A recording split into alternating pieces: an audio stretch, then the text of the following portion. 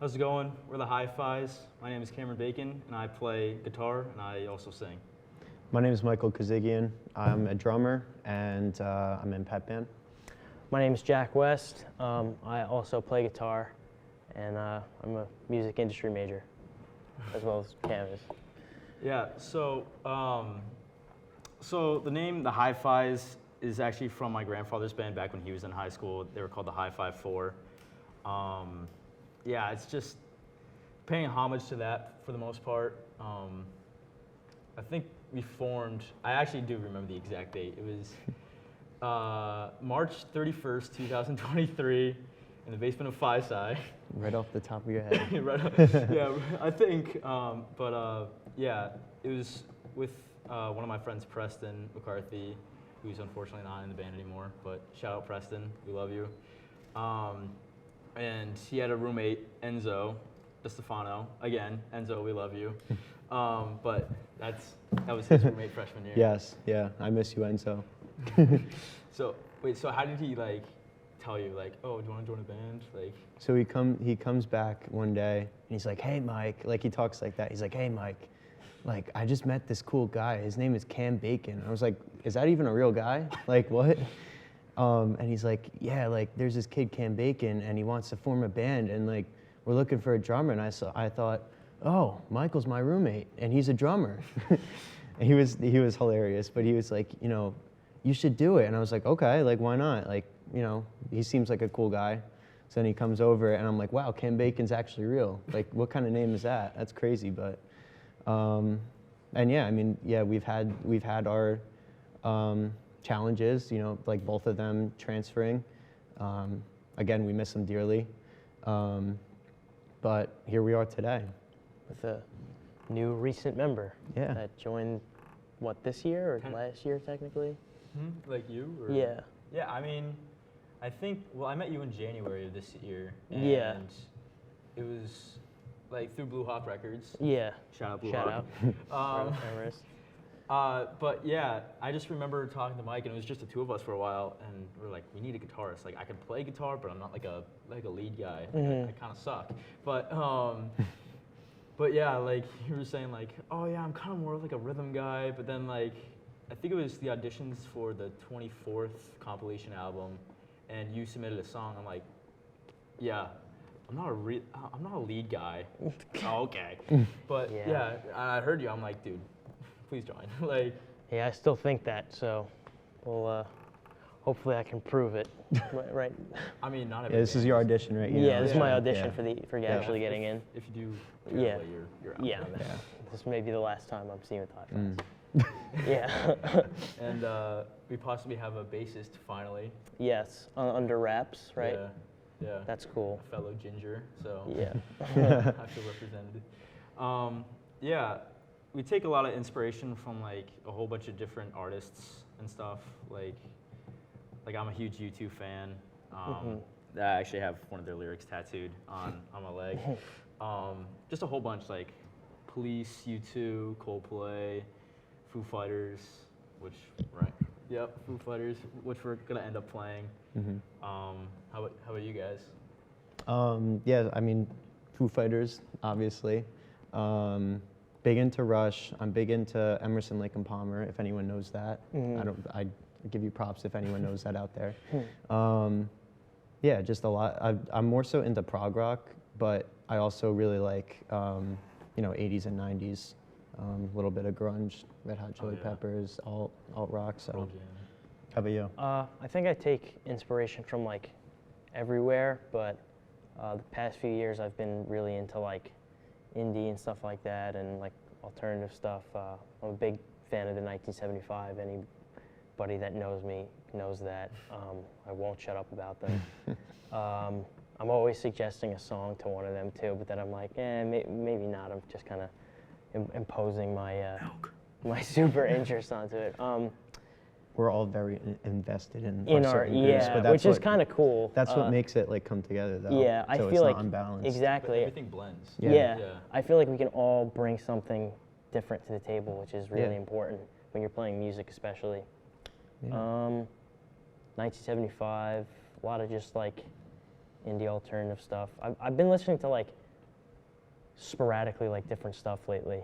So can't exactly name any off the top of my head, but There you go. yeah. What do you think? You want to play some music? Yeah. Or you just want to talk the whole time? Nah. Yeah. We'll do that Let's too. just talk I out won't the yap time. too much. Yeah. Yeah, so we're gonna be playing Times Like These by the Foo Fighters. So, yeah, All right. All right. Ready? I need to pull up the lyrics. My bad. Let me know. All right. Are we able to cut this part out?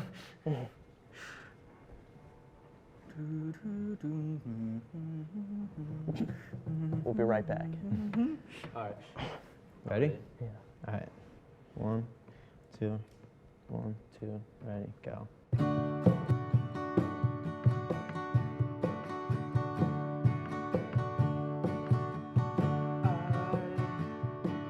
I'm a one-way motorway. I'm a road that drives away and follows you back home.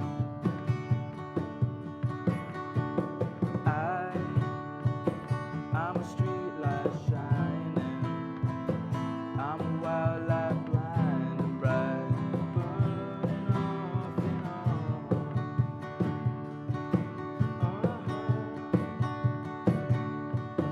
It's times like these you learn to live again.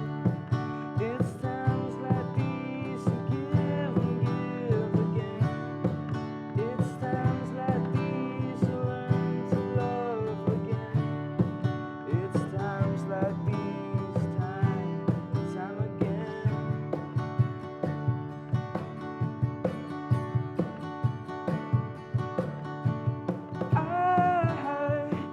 I'm a new day rising. I'm a brand new sky to hang the stars upon tonight.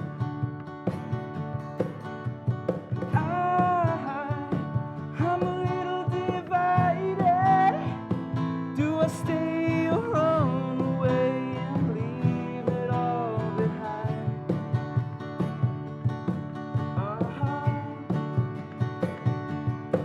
It's times like these you learn to live again.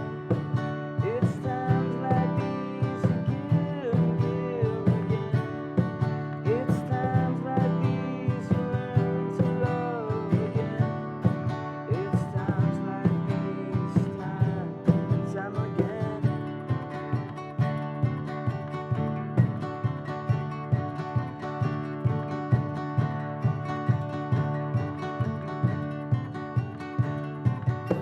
It's times like these you learn to live again. It's times like these you give and give again. It's times like these you learn to love again. It's times like these, time and time again. It's times like these you learn to live again. It's times like these you give and give again. It's times like these you learn to love again. It's times like these, time and time again. It's times like these you learn to love again. It's times like these you learn to give again. It's times like these you learn to live again. It's times like these, time and time again.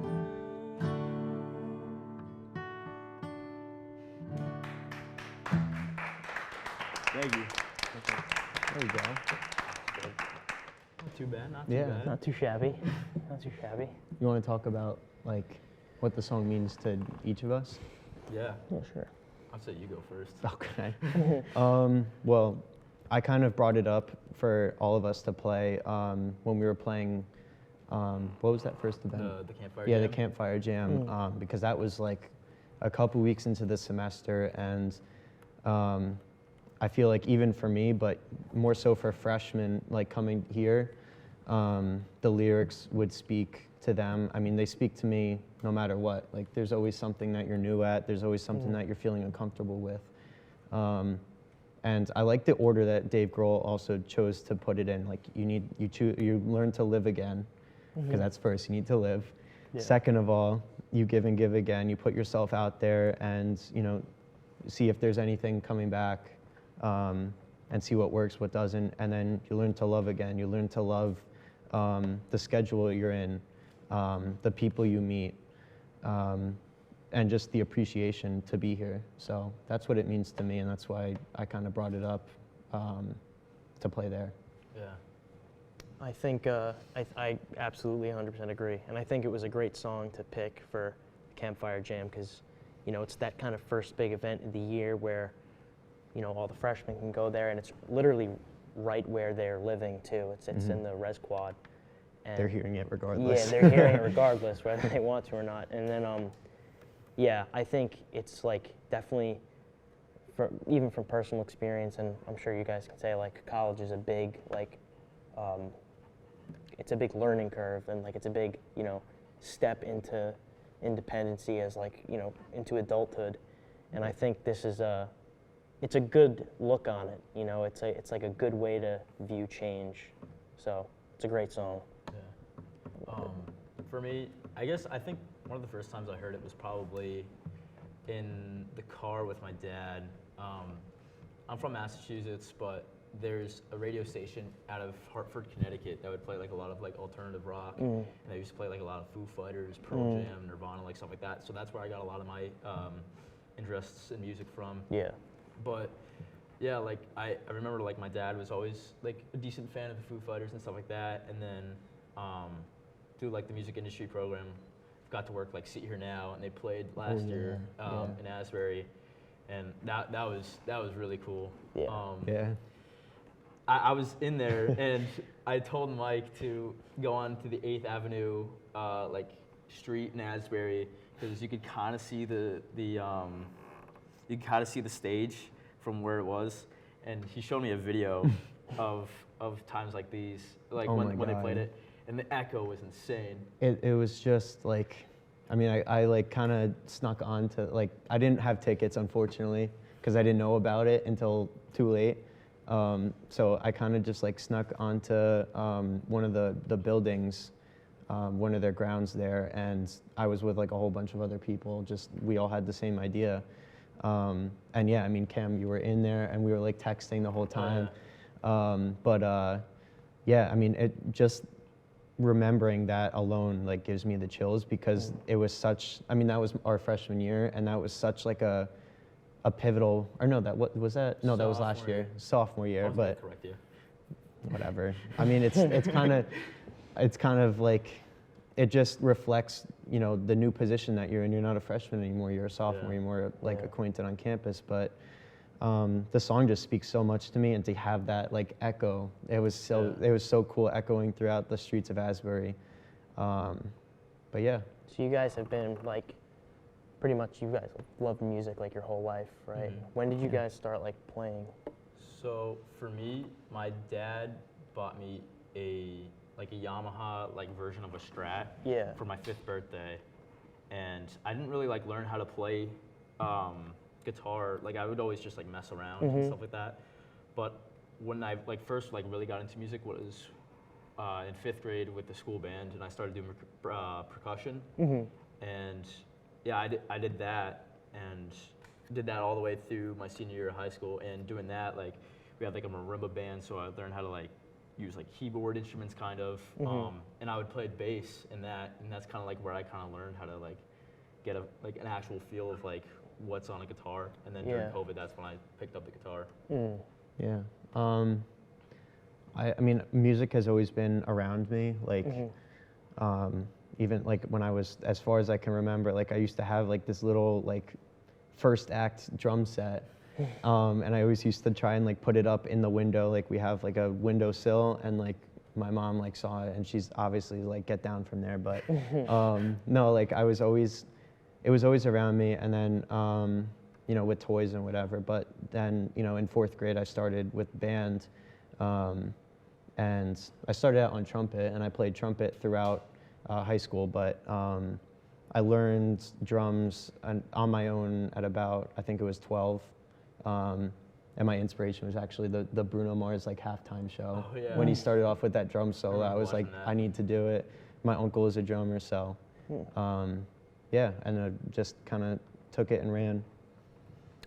I did theater my whole life, so I was always kind of like involved in music that way. But then, like singing and stuff. But when I was like 11 or 12, like I got really like suddenly into like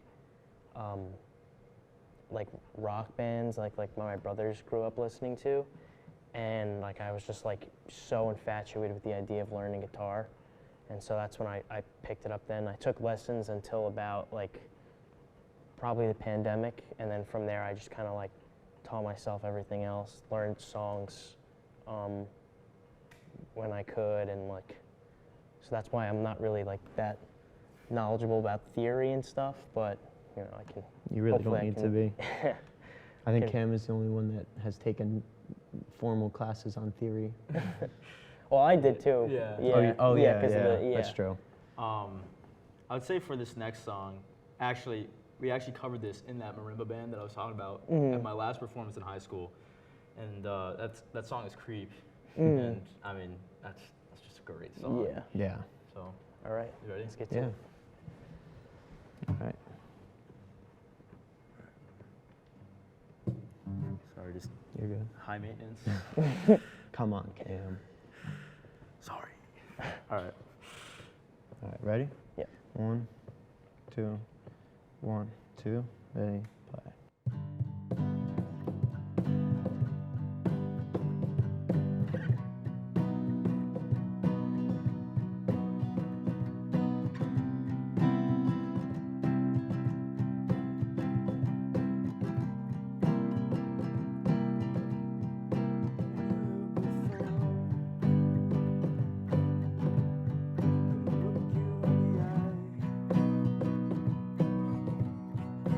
Just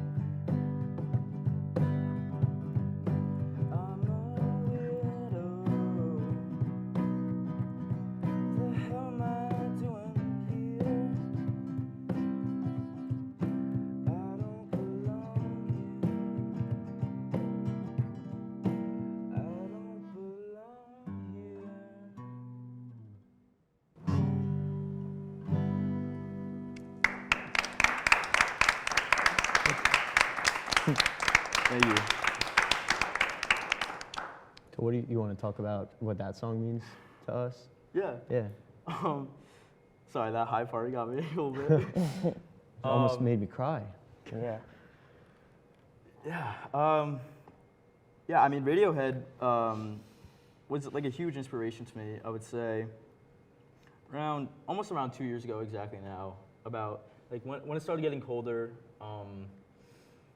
in freshman year, just like, I'm a big like summer, spring guy, so like I like the warmer weather, like things to do. Like I played baseball and stuff, so that was a big thing for me.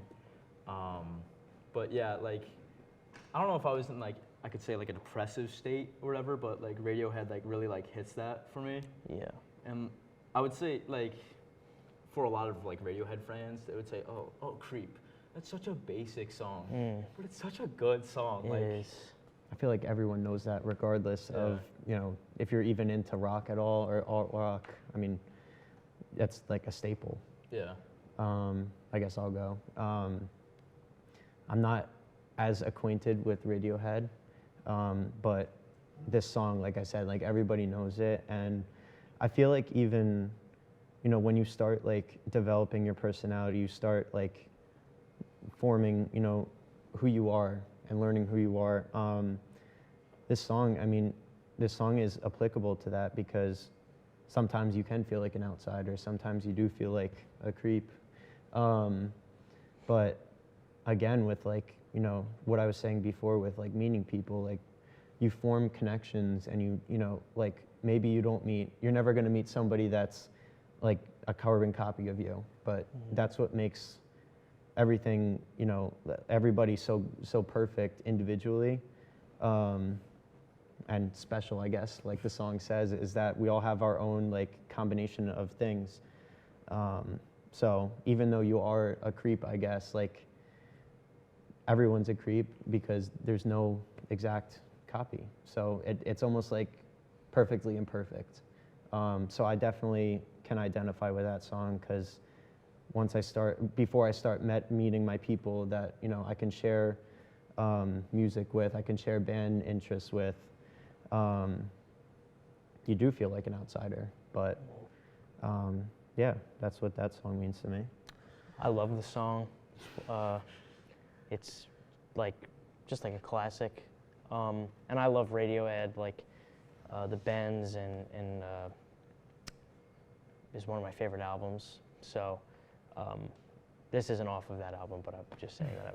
And but yeah, I definitely agree with everything you guys said. This is definitely like such like a song about, you know, being an outsider and, you know, being a creep. But it is genuinely like a beautiful and beautifully written song with a cool message that can be interpreted either way, I think. And I love Radiohead.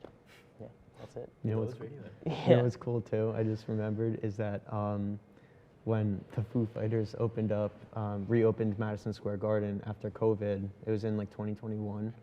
They had Dave Chappelle come out and perform "Creep." Really? Yeah, that's a funny connection, but everything's connected. No. Yeah, I feel like this is a song that's like been everywhere and like used in everything, and it's sick. Yeah, I think like that was definitely like a big song on that radio station that I would listen to with my dad. Yeah. I remember hearing it for the first time, and then when like the distorted guitars like really come in, it's that like I remember like listening to that and being like, wow. Like it was my uncle actually showed it to me. My uncle Terry, he would like play music in the backyard all the time. He still does. But like this was when I was like younger. I was like, and like I said, when my ear started kind of like opening up to music when I was like 11 or 12, I was like, And this was one of the like. I remember I tried learning it when I was little, and then I haven't really ever played it until we did it. So, which is very fun, full circle. Yeah, that's crazy. I love playing music with you guys. Yeah, me too. Yeah, of course. Otherwise, I wouldn't be here. Yeah. Yeah. You want to talk about like who your favorite artist is, or like who your favorite, I don't know, guitar player is? Yeah. Do we have time for that? All right. All right. So, yeah, like I said before, my favorite band is U2 by far.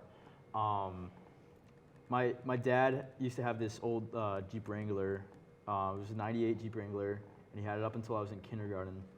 And he would always have the top down, the doors off. I mean, that's my dream car. That's a vibe. That is I literally my remember. dream car. Yeah. And he had, I believe, the CD of All That You Can't Leave Behind from 2000. That one has like Beautiful Day, Elevation, and stuff like that. And I think Elevation became like my first like favorite song. I used to call it like Digging in a Hole, because that's one of the lyrics. Like, Digging in my hole now, going down. That'd be fun to play. But For future yeah, reference. for, Yeah. for future reference. Put it down. This is how our ideas come to us. Yeah, we're just like so sporadic. Yeah, we just yap and then like, oh, that'd be fun. Whatever, Yeah. just, yeah. Yeah. But yeah, like we would play that all the time, and like that, like I really got into it from that, and like my mom is also a fairly big fan, and then I think it was like really weirdly good with dates, but it was September 21st, That's crazy. 2009, That's Wow. crazy. Gillette Stadium. It was their U2 360 tour. They were playing in Foxborough, Mass, and I was like a little bit late, and they started playing the song Magnificent, which was one of their first songs off of their 2009 album, No Line on the Horizon. It shouldn't have taken me so long. I'm like a super fan, fake fan. But yeah, like it's got this like really cool intro. It's like bong, bong, and then it like has like this really cool guitar part. And I just remember like running into Gillette, and that was like a big like awe moment for me. Yeah, and like being able to share that like with my dad is like really cool, because my dad really isn't like that musical. Like he loves listening to music, but I've gotten like more like sports and stuff from him. But like we share that, and like that's kind of what inspired me to get like my tattoo, because it's the lyric "But time won't take the boy out of this man," and that's from their 2004 album, How to Dismantle an Atomic Bomb, which came out the year that I was born. And like again, like it's a song that both my dad and I like really like, and it's like, but time won't take the boy out of this man. Like always have that like curiosity of a child, no matter how old you get. I like that. Yeah. Like and like I'm currently chasing a childhood dream, Yeah. and so it applies to me perfectly. Yeah. That's cool. Yeah. I mean, it's always hard to pick like a single band or artist. I mean, we've already talked about Foo Fighters, so I'll go with more so Rush and Emerson, Lake and Palmer, ELP. Similar story, actually, like really similar. Like I remember my dad and my mom too, actually. My mom and dad were both very rock oriented. My mom was more, she was the one that showed me the Foo Fighters, the Eagles, and my dad was more of like the prog rock guy, like the more technical music, the more invested music, where it's like very, I mean, it's a lot of people don't like it, but it's very technical. It's very like different time signatures, so very complex instrumentals. But yeah, so I mean, I remember my dad first introduced me to like ELP, and I was like, what is this? Like, this is crazy. Like, this sounds like I'm being taken over by like robots or whatever, which is what Carnival 9 is about. That's like one of their most famous songs.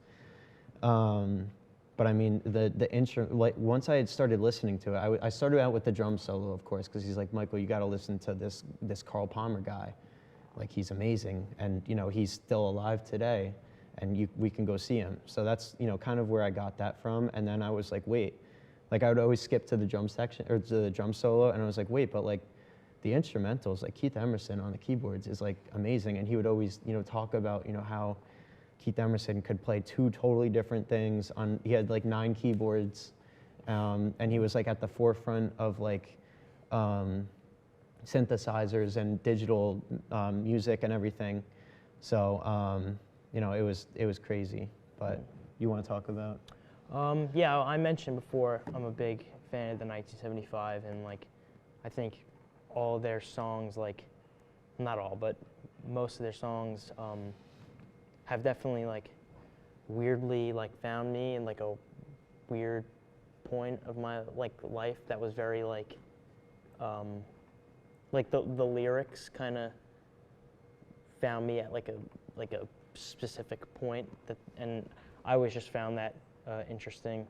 But if I had to pick like a guitarist that I am like inspired by, or like, I think I would either do like Johnny Marr of the Smiths, because I feel like a lot of their songs like are more like not intricate. I don't know how to describe it, but like I guess harder to play than they sound. And this guy Mike Kinsella, who's the guitarist of this band that is probably like up there with the 1975 for me, American Football. That was a band that I found when I was younger, like on my own, like when I was like 11 or 12. I might have been a little later, but I remember their first album, like hearing one of their songs in like an Instagram meme, and I was like infatuated. I was like, what is this? And I like that whole album like captures like this feeling of like nostalgia so much, and it was something that me and my friends from middle school would always listening to, and even when I got to high school and I showed my friends there, it's like such a moving album.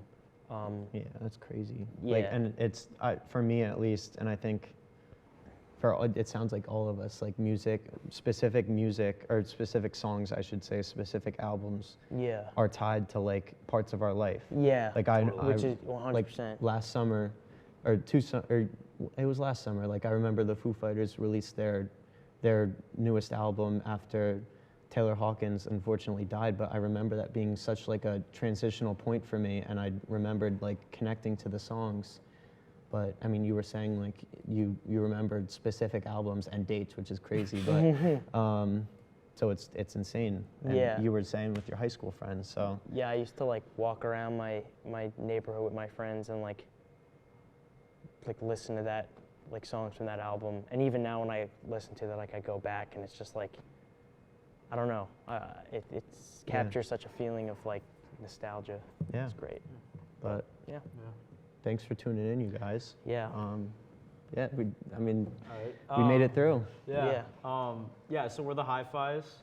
Follow us on Instagram at the Hifis Band on Instagram. Do we go egotistical and put our own Instagrams? You can do that. I'm not. Yeah. Never mind, I won't. But yeah. They'll find us somehow. Yeah. I don't know. Thank you. But thanks, guys. Thank you very much.